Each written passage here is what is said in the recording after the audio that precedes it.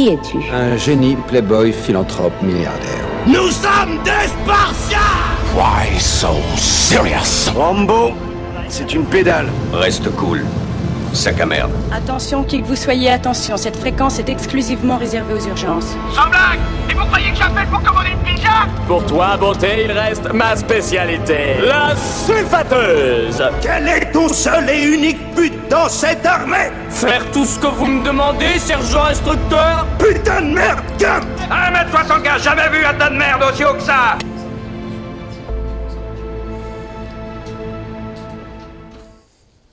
Et bonjour à tous, bienvenue sur Derrière ton film, votre nouvelle émission cinéma sur Ramdam 91.8 FM. Je suis en présence de mon équipe de chroniqueurs. Salut François. Salut tout le monde. Rudy. Bonjour. Antin. Salut à tous. Antoine. Bonjour, bonjour. Et à la technique, Théo. Bonjour de loin.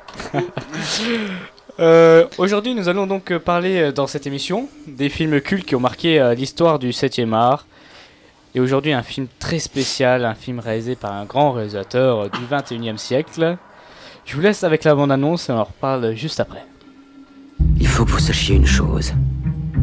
Je suis spécialiste d'un genre de sécurité très particulier. La sécurité du subconscient. Des rêves, autrement dit. Monsieur Cobin poste à pourvoir et il aimerait vous en dire 2 mots. Nous créons le monde du rêve. Nous amenons le sujet dans ce rêve. Et le sujet y dépose tous ses secrets.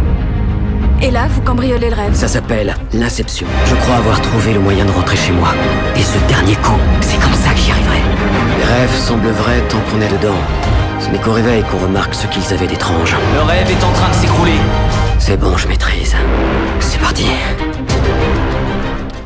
Et donc nous allons parler bien sûr d'Inception, le film de Christopher Nolan avec DiCaprio, Marion Cotillard, Ellen Page, sorti le 21 juillet 2010. Ah, ça remonte. Hein. Ouais. Donc le film, de quoi il parle? Eh ben, il parle de Tom Cobb, un voleur expérimenté, le meilleur qui soit dans l'art périlleux de l'extraction. Sa spécialité consiste donc à s'approprier les secrets les plus précieux d'un individu. Alors comment? Eh ben, simplement en rentrant dans son subconscient et en volant. Je ne vois pas que c'est pas vrai. Et donc il est très recherché pour ses talents dans l'univers trouble de l'espionnage industriel. Cobb est aussi devenu un fugitif traqué dans le monde entier parce qu'il est accusé d'avoir tué sa femme. Monde entier, c'est un peu exagéré, non?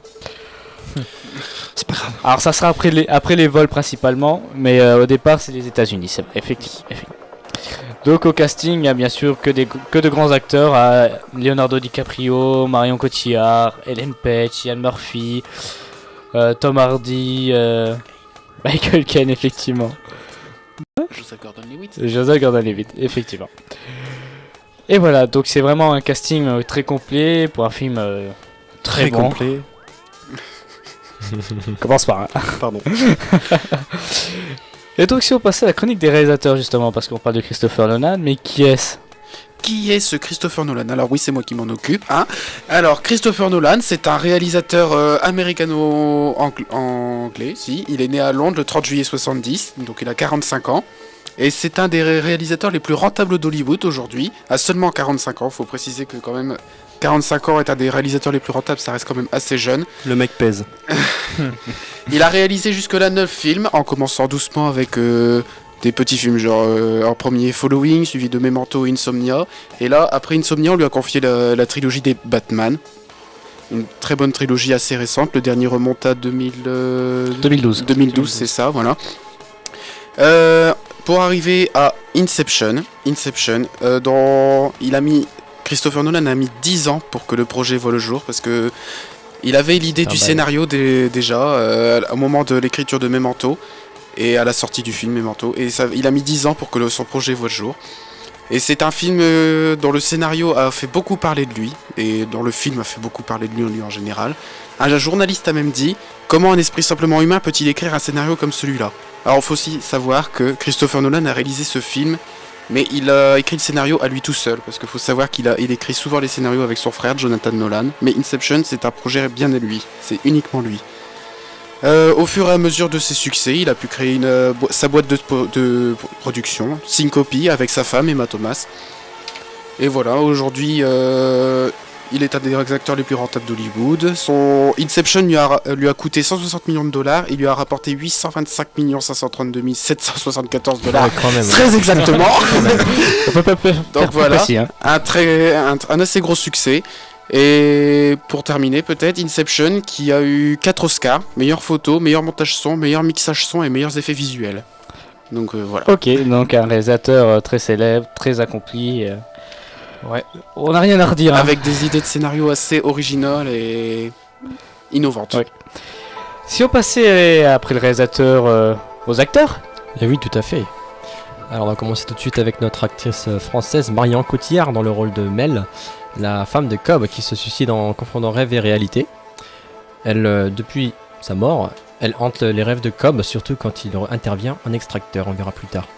On passe à Ellen Page qui joue Ariane, la nouvelle architecte de l'équipe de Cobb, qui construit des labyrinthes de 3 niveaux de rêves imbriqués au fur et à mesure de l'histoire.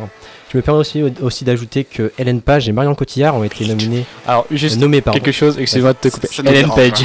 Ellen Page, pardon. S'il te plaît. Alors, c'est l'accent français, excuse-moi. T'as bien raison. Donc, Ellen Page et Marion Cotillard ont été nommées la même année, à savoir en 2008, à l'Oscar de la meilleure actrice. La première concourait pour Juno et la deuxième pour La Môme. On sait qui a gagné. Voilà. Ensuite, on passe à Ken Watanabe, qui est dans le rôle de Saito, un patron de multinationale qui est d'abord la cible d'une extraction de l'équipe de Cobb, mais qui s'en rend compte et pose finalement un dilemme à notre équipe, travailler pour lui ou livrer Cobb chez leur employeur qui voudra sûrement les tuer pour leur échec. Ensuite, on a Joseph Gordon-Levitt dans la peau de Arthur, l'organisateur de l'équipe de Cobb. Il prépare les missions lui d'extraction et il prévoit en fait tout ce qui peut se passer de problématiques éventuellement pendant le rêve. Ensuite, on a Tom Hardy, alias le faussaire, dans le rôle de Hims, de l'équipe d'Inceptor. Cela signifie qu'il peut, dans les rêves, prendre l'apparence d'une autre personne, ce qui peut être accessoirement utile. Ok, oui. Et voilà. Donc il prend l'apparence, en l'occurrence ici dans le film, l'oncle de Fisher et le père de Fisher. Ensuite, on a Cillian Murphy, justement, leur fils, le fils du père de Fisher. Oh là, qu'est-ce que je raconte? Cillian Murphy qui joue Robert Fisher, le fils justement de la famille. Le fils du père de mon oncle. Très bizarre cette histoire. Donc, victime de l'inception tentée par Dom Cobb, justement, et son équipe. Une attaque souhaitée par son concurrent qui est Saito, qui veut voir la multinationale de la famille Fisher s'effondrer, justement, voilà. Donc ensuite, on a le grand, le connu, Leonardo DiCaprio, qui joue Dom Cobb, le personnage principal si je peux du me film. permettre, il a pas gagné un Oscar récemment Non, DiCaprio? je crois pas, moi. Non, je suis pas sûr. Non. Vérifions. Leonardo DiCaprio. Ah bah si. Il l'a eu, je crois. Nomination for Leonardo DiCaprio. Leonardo Il l'a bien DiCaprio.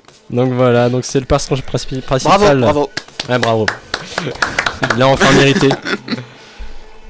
Donc c'est l'extracteur principal. Bravo. Non, Personnage j'arrête. principal du film. Un extracteur, donc un voleur qui s'introduit dans les rêves pour dérober des informations enfouies dans le subconscient de ses victimes. 2 ans avant que sa femme meure suicidée. Je vais te suicider. 2 ans avant, sa femme meurt suicidée, accusée de son meurtre. Il ne peut plus justement revenir aux États-Unis à cause de ça. Et revoir sa famille. Voilà, c'est ça exactement. Revoir surtout ses 2 enfants qui sont restés sur place. Ayant raté l'extraction sur Saito, ce dernier lui propose de travailler pour lui. Comme je l'ai dit tout à l'heure, en échange, il usera de ses contacts pour blanchir Cobb de sa fausse accusation. Il pourra ainsi retrouver ses enfants et vivre heureux. Oh, c'est trop bien. Ok. Est-ce que c'est tout pour les acteurs? C'est tout pour les acteurs. D'accord. Une fois qu'on a des acteurs, un réalisateur, faudrait peut-être un petit décor, non? Ouais, des petits décors. Bonjour Antoine. Donc, bonjour. Donc, pour les décors du film, alors, faut savoir que ce film a été tourné dans 6 pays différents. Donc, au Japon, à Tokyo, pour le décor du temple au début, avec Monsieur Saito. Ouais, oui, c'est ça. Exactement. En Angleterre, pour un gros studio de cinéma que je vais citer tout à l'heure, un très gros studio de cinéma pour de gros effets spéciaux. Au Maroc, pour les scènes du début avec l'émeute et pour chercher le chimiste. D'accord, ouais. En Amérique, à Los Angeles, pour encore des décors studio. En France, pour Paris. Et au Canada, pour les montagnes. Ce qui est bien, c'est qu'on vient en France pour Paris. C'est bien. Voilà. Je suis content. Et on voit même pas la Tour Eiffel. Ouais. Même pas. C'est dommage. C'est tout pour les décors ? Ça sera tout, oui. D'accord. Et on va passer à la BO et aux musiques. Oui, et ça c'est moi qui le fais. Alors bonjour Rudy. Bonjour, ça va? C'est pas comme si on était à côté depuis tout à l'heure. Ah ouais. Donc cette BO d'Inception a été faite par Hans Zimmer pour présenter un peu le personnage. Il est né le 12 septembre 1957 en Allemagne et depuis quelques temps il vit aux États-Unis à Los Angeles. Le premier film où il fait la musique, c'est le film que je dise pas du caca du travail au noir de Jerzy Sloskolis en 1982. Et le dernier qu'il a fait, oui, c'est un nom russe très chelou. Et le dernier qu'il a fait, je pense, c'est Batman vs Superman qui est sorti il y a pas longtemps. Oui, c'est ça, exactement. Et il y en a d'autres préparations. Petite anecdote, il arrête les films de super-héros. C'est vrai? Oui. Oh, c'est triste. Je suis plutôt triste d'apprendre ça. Bon. Ah là là. Du coup, comme il le dit très bien, cette bande originale est à l'image du film, puissante et magistrale. Et elle est composée de 12 musiques. Et elle suit les différentes scènes avec un brio. Comme quoi, c'est magnifique. Enfin bref. Qu'est-ce que je voulais dire d'autre? Il décrit son travail. Enfin, il dit qu'il a composé cette musique en partant de la base de « Je ne regrette rien ».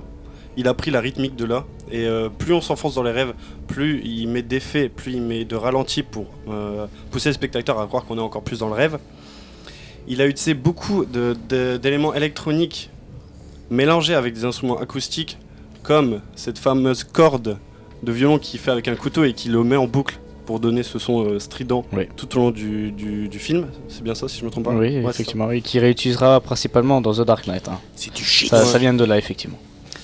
Voilà, il a demandé de l'aide à Johnny Marr, qui est un ancien guitariste du groupe The Smiths, que je ne connais pas, mais apparemment il a demandé l'aide et c'est un très bon guitariste. Il a piqué quelques guitares à Ennio Morricone. Si vous connaissez pas Ennio Morricone, c'est celui qui a fait les musiques des plus grands westerns. Et notamment de The Eiffel 8, dont il a gagné l'Oscar aussi cette année. Oh, j'avais pas pensé, mais oui, c'est ça. Et du coup, voilà, beaucoup d'effets numériques, beaucoup de travail dessus.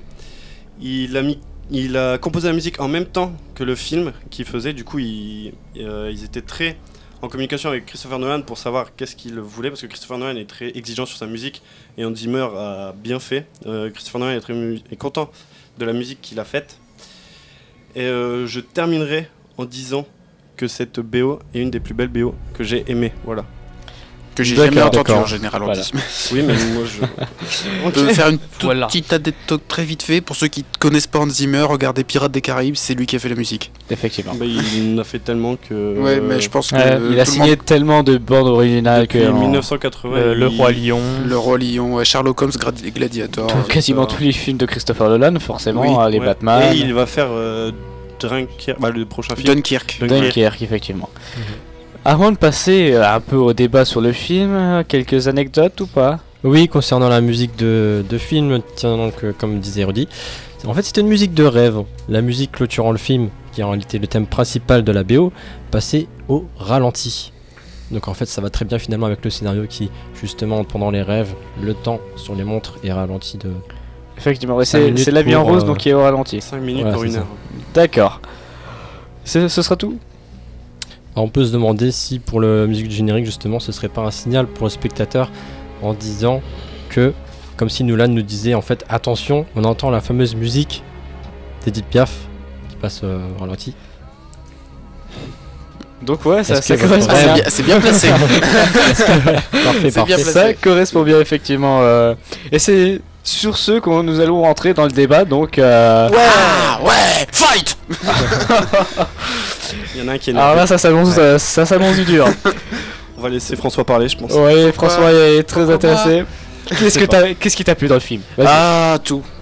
Franchement, je veux dire, à la base, quand je commençais je me suis dit, il faut que je regarde plus de films, parce que j'ai vraiment une culture générale de films de merde. En gros, à peu près, hein, pour rester... Mais non, t'es très fort. Oui. Alors du coup, je me suis mis à regarder plein de films, dont Inception, et vraiment, Christopher Nolan, je le connaissais pas. Je l'avais vu qu'un seul des Batman jusque-là, et il m'avait pas marqué tant que ça. Et j'ai regardé Inception. Franchement, à la fin, je me suis dit, waouh, Ouais. C'est une claque. Punaise. C'est une claque. Ouais. Oh mon dieu. Non mais je sais pas, la musique, le scénario, mais tout le montage, tout était super bien construit. Je veux dire, j'avais jamais vu des effets spéciaux aussi impressionnants. Je laisserai Antoine en parler après, mais c'est vrai que y a des trucs de ouf quand même. Ouais. Mais tout me plaît dans ce film. C'est vraiment. Genre, je sais pas, je pourrais pas peut-être pas aller jusque dire que c'est mon film préféré, mais il en est pas loin. T'as Vraiment, pas un détail que t'as pas aimé? Même pas un petit? Là, si tu vois, à me réfléchir vite fait comme ça, non. Pour Donc moi, je prends non. ça pour un non, d'accord. Bah moi perso, j'ai kiffé, mais pas autant que toi, je crois. Genre, j'ai kiffé la musique, j'ai kiffé l'histoire. Mais la réalisation, bon, elle est sympa, mais ça m'a pas plus marqué que ça. C'était surtout l'histoire qui m'a fait kiffer. Et surtout que j'ai appris qu'il y avait pas tant d'effets spéciaux que ça.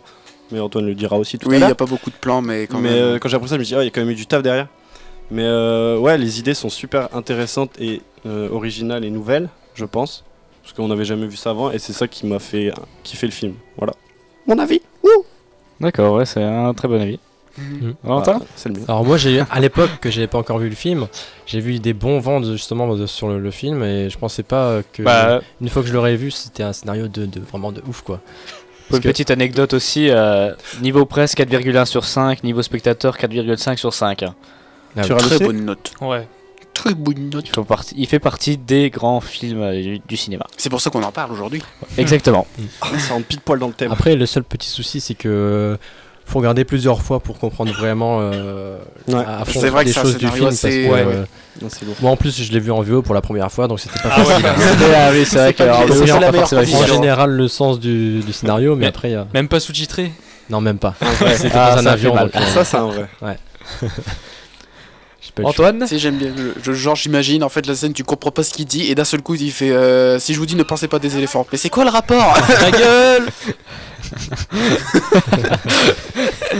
Alors Antoine, qu'as-tu pensé du film? Donc Inception, c'est je trouve que c'est un film, voilà. Je l'ai pas vu, c'est un film, je l'ai pas vu, j'en ai rien à faire. C'est un très bon film. Qu'est-ce que je fais là? Mais sauf que disons que j'en ferai pas mon film préféré ou ni quoi que ce soit. Je trouve que c'est un très bon film, mais il y en a d'autres qui valent mieux.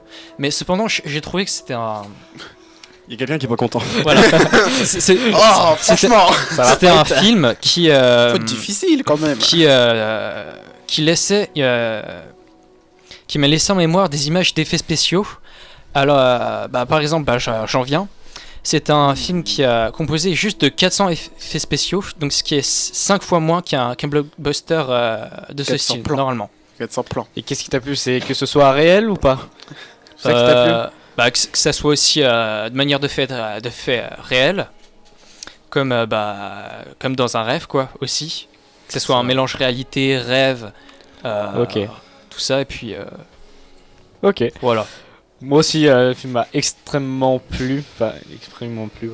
Oui, c'est ça, tu peux le dire, que c'est ton film préféré, hein. Tu nous l'as rabâché je sais pas combien alors de temps. non, c'est pas mon film préféré. Il y a peut-être un ou deux films devant. Un ou deux. Il fait partie du top 5. Mais vraiment, je dirais jusqu'à dire du top 3, vu comment tu nous en as parlé. Moi, je pense que j'ai quand même préféré The Revenant. Bon, on s'écarte. On en reparlera plus tard. On y viendra. Avec DiCaprio. Un ours. Donc moi, franchement, il m'a vraiment beaucoup plu. Justement, le fait que les effets spéciaux soient réels, ce que j'ai adoré. Les prestations des acteurs, inoubliables. La réalisation, même si elle est parfois simple, elle est efficace. On comprend tout. Le scénario on comprend est très tout bien. au bout du 5e visionnage. Non, du deuxième. Bon, excuse-moi, je suis un peu bête. Au bout du deuxième, on comprend vraiment l'histoire. Même la fin? La fin ouverte. La fin ouverte. La fin, elle est ouverte. C'est ce qui fait que tout le monde aime. C'est chacun fait sa fin. Et ça, c'est une des choses qui au cinéma est très rare et qui se fait extrêmement bien. Mais dis-moi, ça Mickaël, ouvre les débats et les théories. il n'y a pas une théorie, à part d'une bague que tu nous as parlé? Alors oui. Alors, comme vous le savez tous, le totem de DiCaprio ou de Cobb, ce n'est pas la toupie, c'est celui de sa femme. La sienne, c'est le sien, son totem, c'est sa bague. Ah, d'accord. Et donc, si vous faites bien attention, quand il n'a pas sa bague, il ne rêve pas. Et apparemment, dans la scène finale, il ne rêve pas. Donc, c'est pas une fin ouverte. Ah voilà. Alors ça, mais faut vraiment faire gaffe. Subtil en fait. Faut le voir, c'est un truc qu'il faut voir. Déjà, il faut le voir. Et en plus, Christopher Nolan n'a pas dit si c'était exactement ça. Il a dit que lui-même ne savait pas, même s'il le sait. C'est juste qu'il fait réellement ouvert. Le suspense. Ah, le piège, le fourbe. Mais quel coquin. Donc vraiment, voilà, c'est un très bon film. Moi j'aimais. Vous pensez quoi des acteurs alors? Moi je kiffe Joseph Gordon-Levitt dans son rôle. Ouais. Je trouve qu'il est très beau et il joue bien. Mais surtout qu'il est très beau. Il est très beau. Non mais je voulais parler de la scène. scène. Quoi ce sous-entendu? Bah il est très beau, c'est tout. Non, je voulais parce qu'il y a une scène qui m'a beaucoup marqué, c'est la scène où quoi il rêve et dans le couloir et le couloir tourne. Et c'est Antoine qui m'a dit après, bah non en fait c'est pas des effets spéciaux, il a vraiment tourné comme ça. Et je me suis dit putain pour jouer comme ça c'est vraiment effectivement. fort. On est pas revenu beaucoup dessus, mais non, c'est vrai que je sais pas parler beaucoup effets spéciaux. Bah vas-y, on t'écoute. Alors bon, donc les effets spéciaux ont été dirigés par Paul Franklin, donc qui a déjà travaillé avec Christopher Nolan auparavant avec Batman Begins et The Dark Knight. Donc il est le fondateur de Double Negative, donc un studio à Londres qui est disposé d'un grand hangar où là ils ont pu justement mettre ce couloir suspendu à 30 mètres de hauteur sur 8 anneaux rotatifs à 360 degrés et pouvoir atteindre 8 tours complets par minute. Donc ce qui est assez énorme. Il a fallu une caméra télécommandée pour filmer parce que sinon c'était impossible. Ok, bah sur ce on va conclure notre débat je pense. L'audience est levée. Ah, j'avais pas entendu le générique. Et donc avant de nous quitter on va revenir sur 2-3 petites informations. Sachez que Derrière ton film est également disponible sur sa page Facebook. Oui. Possède également son site internet. Oui. Derrière ton film qui est déjà disponible. Vous pourrez y trouver des critiques de films écrits par nos chroniqueurs. Ma foi, très bonne. Il y en a déjà hein. deux là. Il y en a déjà deux. Une sur Shala qui est sortie récemment et une autre sur Batman contre Superman. Pour ceux qui s'intéressent. Et enfin, avant de partir, sachez que l'émission sera disponible également en vidéo sur la chaîne Dreambox sur YouTube. Oui. Laissez un like, abonnez-vous à la chaîne. Voilà. Abonnez-vous, je Le rends. ministère de l'Agriculture vous informe que si cette vidéo vous enjaille. Et voilà. Et donc nous, on va se retrouver dans 2 semaines sur Ramdam 91.8 FM. Oui. Donc on vous dit à la prochaine. Oui. Oui, à la prochaine. Oui. Allez, salut à tous. Bisous. Je vous aime. Non, c'est pas vrai. Ça va être tout noir. Mais ta gueule. Ah, oui, bah pardon.